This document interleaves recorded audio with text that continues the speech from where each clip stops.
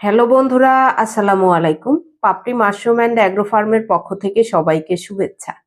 আশা করি সবাই ভালো আছেন। একজন শ্রদ্ধেয় উদ্যোক্তা জানতে চেয়েছেন মাশরুমে পোকা ধরলে কি করণীয়। এই প্রশ্নটা অবশ্য ক্লিয়ার না যে আপনার মাশরুমে পোকা ধরলে, মাশরুমে তো পোকা ধরে না, এরকম তো কোনো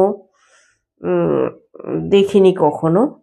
সেক্ষেত্রে আপনার প্যাকেটে পোকা ধরেছে কিনা, সেটা স্পুন প্যাকেট নাকি সিলিন্ডার, সেটা আপনি আমাকে ক্লিয়ার করবেন। এই প্রশ্নে কোনো ক্লিয়ার নেই যে আপনার সিলিন্ডার নাকি স্পুন প্যাকেট নাকি মাশরুম। আপনি লিখেছেন মাশরুমে পোকা ধরলে কি করণীয়।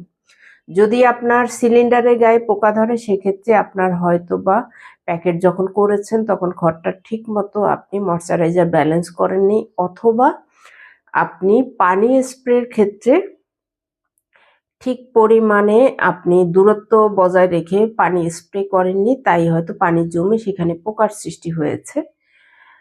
এছাড়া হতে পারে যদি আপনার স্পুন প্যাকেটে পোকা ধরে থাকে, সেটাও হতে পারে পানির কারণে। যদি আপনি পানি স্প্রে সঠিক নিয়মে না করেন, প্যাকেটের মধ্যে পানি জমে গিয়ে সেখানে পোকার সৃষ্টি হয় এবং ধীরে ধীরে প্যাকেটটা একেবারেই বাতকৃত হয়ে যায়। সো আপনার পানিজনিত সমস্যা হলে আপনাকে সে বিষয়টাকে সতর্ক থাকতে হবে এবং সতর্কতার সাথেই আপনাকে চাষ করতে হবে, তা না হলে স্পুন প্যাকেট পোকা ধরবে এবং পচে যাবে। আশা করি ভিডিওটি দেখে উপকৃত হবেন এবং আপনার প্রশ্ন সাথে যদি এই উত্তরটা মিলে যায় তাহলে তো হলো, তা না হলে আপনি আমাকে ক্লিয়ার করবেন যে আপনার পোকাটা কোথায়, কি ধরনের পোকা। প্রয়োজন হলে আপনি ছবি পাঠিয়ে দিবেন আমার মেসেঞ্জারে অথবা হোয়াটসঅ্যাপে, তাহলে আমি বুঝতে পারবো।